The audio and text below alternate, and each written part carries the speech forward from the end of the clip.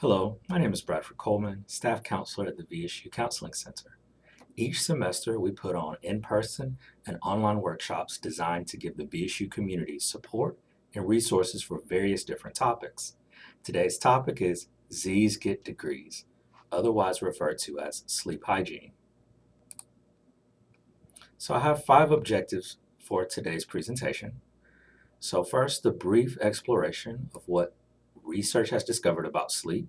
We're just going to look through some of the most up-to-date information regarding sleep. Secondly, discuss the impact that college can have on your sleep. Going to also just kind of examine how your time at VSU directly impacts your sleeping habits. Third, we're going to learn common sleep problems, kind of familiarize yourself with well-known and treatable conditions. Fourth, learn how to achieve regular quality sleep, steps that you can take today that will improve your sleep. And lastly, just kind of understand how your sleep can boost your academic performance and why all of this is important. So here's what we know about sleep.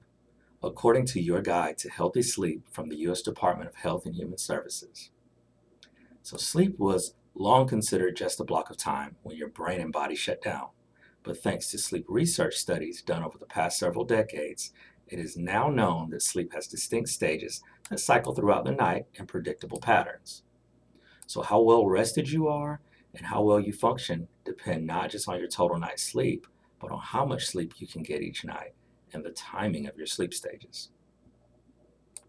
Your brain and body functions stay active throughout sleep, and each stage of sleep is linked to a specific type of brain waves. Sleep is divided into 2 basic types, rapid eye movement or REM sleep and non-REM sleep. Non-REM sleep has 3 different stages as you can see on the chart there. Typically, sleep begins with non-REM sleep. In stage 1, non-REM sleep, you sleep lightly, you can be awakened easily by noises or other disturbances. During this first stage of sleep, your eyes move slowly, your muscles are relaxed, your heart and your breathing rates begin to slow. You then enter stage 2 of non-REM sleep, which is defined by slower brain waves with occasional bursts of rapid waves. You spend about half of the night in this stage. When you progress to stage 3, non-REM sleep, your brain waves become even slower, and your brain produces extremely slow waves almost exclusively. These are called delta waves. Stage 3 is a very deep sleep. Okay, so during this stage, it's very difficult to be awakened. Children usually kind of wet the bed during this stage. If you're going to sleepwalk, you're probably going to do it during this stage. This stage is considered very restorative, and it's often considered necessary for feeling well rested and energetic throughout the day. How college can affect your sleep. Now let's look at how sleeping in college is pretty unique. There are many adjustments that you have to make while in college. You're not in your old familiar bedroom surrounded by your family and lifetime friends. Many students find themselves completely out of their environment when they leave home for college, and that's part of the excitement, but it's also part of the difficulty as well. The first thing that you have to deal with is a completely new environment. So VSU's campus is beautiful, but it's really compact. It's a great size overall. For many students, being at home means stability and knowing where everything is. This is not that. Thousands and thousands of students, activities, new buildings, things are always changing. So familiarizing yourself with the campus could really help here. Know where your classes are so that you're not going to get stressed. Know where the police station is and the emergency phone and towers are kind of littered around campus. Know where they are so that you can feel safe and comfortable. You'll be here for a few years, so just go ahead and settle in and enjoy. Next is the dorm room and roommates. So for many students, you'll have to kind of deal with these things. You're in a small space with someone else, perhaps even a stranger. So if possible, and when possible, make the space as relaxing as you can. That overhead light can be really harsh and it can affect your ability to sleep. So have a few lamps. Maybe one party can sleep while the other stays up. maybe your roommate and you have different sleep schedules. Have conversations with your roommate about respect and finding a happy medium. Maybe someone can wear headphones after a certain hour, instead of blasting Netflix or music, or not have friends over past a certain hour. These are all huge changes, and some students find these conversations difficult to navigate, but they are necessary, however. Also, studying, a lack of structure, and class schedule can kind of all be bundled together. The need to study can produce anxiety. The lack of structure can produce anxiety as well. Your class schedule can make you feel really overwhelmed. All of these things, when not properly managed, can affect your sleep. If you don't block out a certain time to study and manage your schedule well, you will likely experience a bleed over effect, meaning things will all kind of run together and you'll likely feel confused and out of time and very frustrated. When you likely have a lot of time available, you're just not managing it the best at that time. So this is one aspect of college that is mostly personal development and growth, learning how to manage your time so that you can get the necessary things done in between having a really, really great time and meeting new people, all of that. And lastly there, I put napping. So if you step really late and you have an early morning, you're likely to need to crash during the next day. So any nap that lasts longer than 30 minutes, research has shown that it will likely impact your sleep. So irregular sleep patterns are not your friend here. Your body needs to have a routine in order to achieve the quantity and quality of sleep that you need. So all of these things can affect you here in college. Now that we've reviewed the unique challenges of college to your sleep, let's look at how it can impact you academically or with your mood. So here's some quotes from, again, Your Guide to Healthy Sleep from the U.S. Department of Human Services. So difficulty learning, decreased work and academic performance. Here's a quote. So not only is a good night's sleep required to form new learning and memory pathways in your brain, but also sleep is necessary for those pathways to work well. Several studies show that a lack of sleep causes thinking processes to slow down. Lack of sleep also makes it harder to focus and pay attention. Lack of sleep can make you more easily confused. All right, so also it's going to affect your mood, irritability, possibly depression. Most people report being irritable, if not downright unhappy, when they lack sleep. People who chronically suffer from a lack of sleep, either because they do not spend enough time in bed or because they have untreated sleep disorders, are at a greater risk of developing depression. So you need sleep. This is no surprise, all right? So we've all felt really extremely tired or groggy throughout the day, and it can impact your mood. It can impact how well you're listening or if you're absorbing information. Now let's look at some common sleep disorders and signs. Maybe you've heard of some of these. Again, this is from Your Guide to Healthy Sleep from the U.S. Department of Health and Human Services. The 4 most common sleep disorders are insomnia, sleep apnea, restless leg syndrome, and narcolepsy. Additional sleep problems include chronic insufficient sleep, circadian rhythm abnormalities, parasomnia such as sleepwalking, sleep paralysis, and night terrors. According to Mayo Clinic, so insomnia is often defined as persistent problems with falling and staying asleep. Most cases of insomnia are related to poor sleep habits, depression, anxiety, a lack of exercise perhaps, chronic illness, or certain medications. So symptoms of insomnia may include difficulty falling and staying asleep, not feeling well. Treatment for insomnia consists of improving your sleep habits, behavior therapy, behavioral interventions, identifying and treating underlying causes. Sleeping pills may also be used, but they should be monitored for side effects. Sleep apnea, a potentially serious sleep disorder in which breathing repeatedly stops and starts. Risk factors include age and obesity, so it's also more common in men. Symptoms include snoring loudly, feeling tired even after a night's sleep. Treatment often includes lifestyle changes such as weight loss and the use of breathing assistance devices at night, such as continuous positive airway pressure, so a CPAP machine, maybe you've heard of those. Restless leg syndrome is the next condition. It's characterized by a nearly irresistible urge to move your legs. So this is going to happen typically in the evenings. It's going to be restless leg syndrome. Typically occurs while sitting or lying down. It generally worsens with age, and it can disrupt your sleep a lot. The main symptom is a nearly irresistible urge to move your legs at all times there. So getting up and moving around can help with this unpleasant feeling, and it can temporarily take it away. Self-care steps, lifestyle changes, and medications may help there.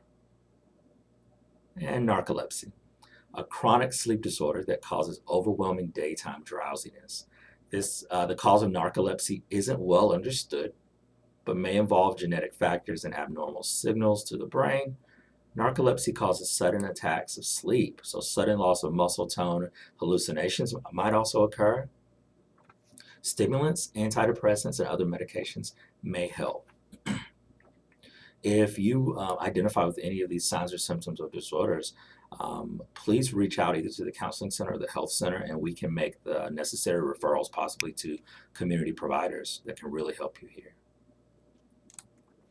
Signs of sleeping disorders, and these are going to be on the right column there, is when it takes you more than 30 minutes to fall asleep. You awaken frequently in the night. You often don't feel well rested despite having maybe 7 or 8 hours of sleep. You discover that you snore loudly or gasp while you sleep. Your legs have a tingling feeling. You feel as though you cannot move while falling asleep or when waking up. Maybe you need stimulants to stay awake throughout the day.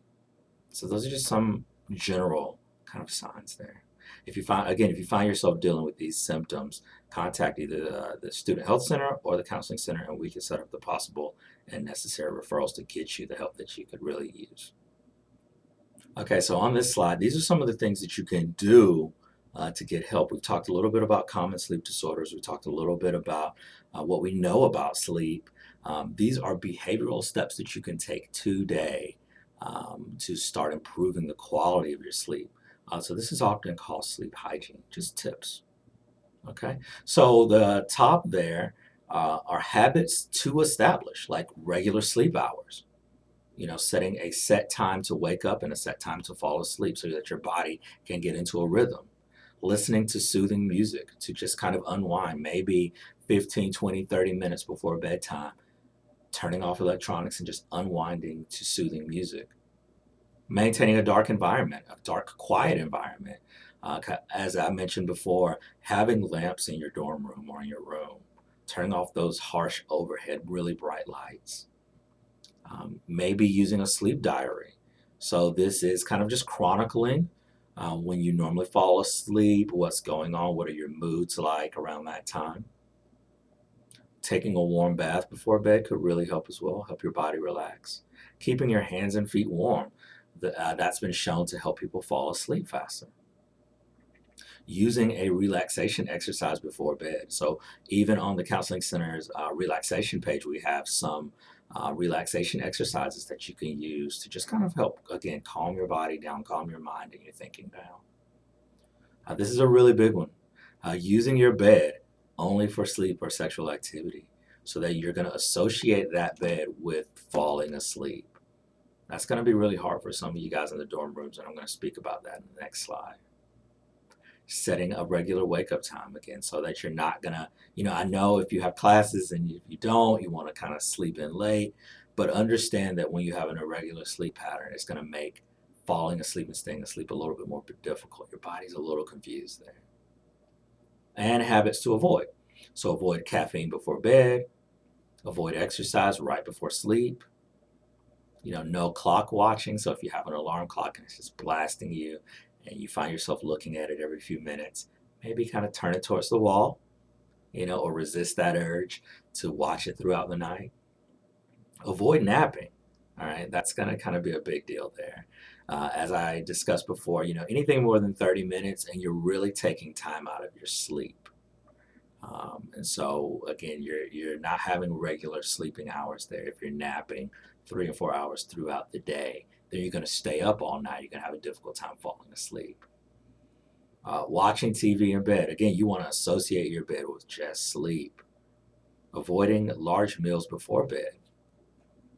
lying in bed for more than 30 minutes to an hour. Okay, if you find yourself lying in bed for that amount of time or more, maybe just get up. Get out of bed, sit on the couch, sit at a desk, do a soothing activity, a relaxation exercise, possibly read a book.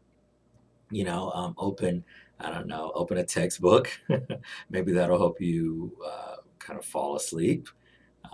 And another habit you want to avoid there is to engage in stimulating activity right before bed.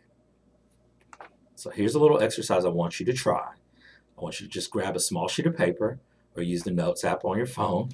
If you experience sleep problems, I have a challenge for you. So choose 3 habits to establish from the top and choose 3 habits to avoid from the bottom. It could really be this simple. So again, you're not going to be perfect in making all of these changes, or maybe you will, but if you aren't, that really isn't the purpose. I want you to start thinking about how you can improve your sleep through small behavioral steps. Okay, so 3 from the top that you want to establish, and 3 from the bottom that you want to avoid. So once you decide, stick with it for about a week or 2 and just see how your sleep improves. It's likely that it will. And so these are things that you can do today. And so as I kind of mentioned before in the last slide, some of these difficulties are specific to the dorm room. So if you have roommates, talk with your roommate about the class, work, and sleep schedule. Agree to be respectful and set quiet hours that work for you both. So having that conversation, it might be awkward, it might be a little difficult, but ultimately it's going to make you have a better experience overall and, like I said, improve the quality and quantity of your sleep. Now, how to tackle your lack of space. So finding a way to avoid doing activities in your bed, studying at a desk, finding a familiar spot at the library, using a study room, watch TV or surf the web from anywhere other than your bed, using a chair, a desk, the dorm lobby. The student union is really great. So make sure to limit your time that you spend on your cell phone in bed. If possible, place your cell phone on the desk before sleeping to eliminate temptation. So I hear this a lot. If you're having a difficult time falling asleep, you look over at your cell phone, boom, immediately you're hit with this blue glow, and you know what time it is, so you're kind of checking the clock too. And then you might have a few messages, or you're checking social media or websites, and now you're engaging in stimulating activity, which is going to make it even harder to fall back asleep. So it's best to just leave the cell phone alone if you're trying to fall asleep. How to handle loud noises. Learn about dorm rules regarding quiet times and disruptions. If there's an excessive noise on your hall, so maybe speak with that person if you feel comfortable, or maybe your RA, maybe there are other people in your hall who are also kind of irritated or bothered by the loud noises after quiet hours. These are some of the steps that you can take to kind of mitigate some of the problems that might be in your dorm room. All right, in the next slide here, so sleep and academic success. So according to Lawrence Epstein, he's a medical doctor and the medical director at the Sleep Health Center in Massachusetts. Recent studies have shown that adequate sleep is essential to feeling awake and alert, maintaining good health, and working at peak performance. So after 2 weeks of sleeping 6 hours or less a night, students feel as bad and perform as poorly as someone who has gone without sleep for 48 hours. So new research also highlights the importance of sleep in learning and memory. Students getting adequate amounts of sleep perform better on memory and motor tasks than did students deprived of sleep. So as you can see, sleep can directly impact your academic success. All right, so this is something you don't want to ignore. This is not something you want to just blow off. If you want to do better academically, if you want to have a better mood, if you want to be able to pay more attention, not only in your relationships, but in class especially, really start taking sleep hygiene, some of these tips very seriously.